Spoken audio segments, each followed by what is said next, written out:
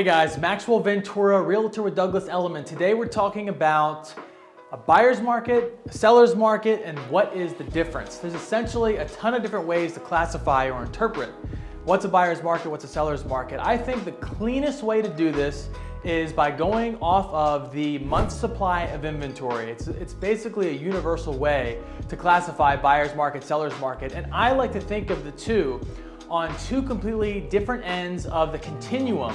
So if you have a buyer's market all the way over here, seller's market all the way over here, and San Diego, we've primarily been a seller's market for a very long time.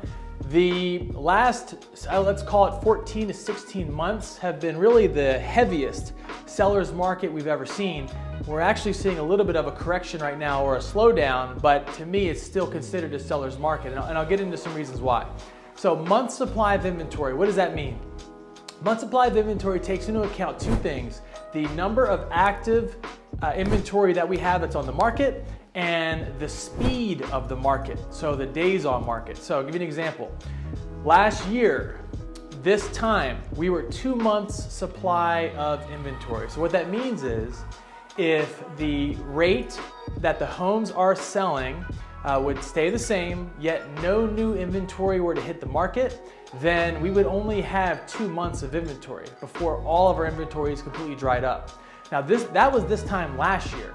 Right now, we're only at 1 month supply of inventory. And for some context, a healthy market is considered, now again, this will vary depending on who you talk to, a healthy market between 4 and 6 months supply of inventory. That's a balanced, healthy market between buyers and sellers. So San Diego has not been anywhere near 4 months supply of inventory for a very long time. In fact, really, if you go back all the way to the recession of 2009 into 2010, before the inventory, all the excess inventory really started to get swallowed up by the majority of cash buyers and investors.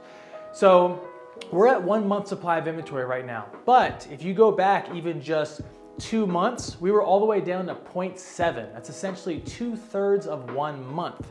So while we're trending in the opposite direction, we're back up to 1 month supply of inventory. Days on market have been going up. Less multiple offers on homes, so homes staying on the market longer. It's been less competitive. But, so are we in a buyer's market now? Again, it's very subjective. It depends on, again, who you talk to.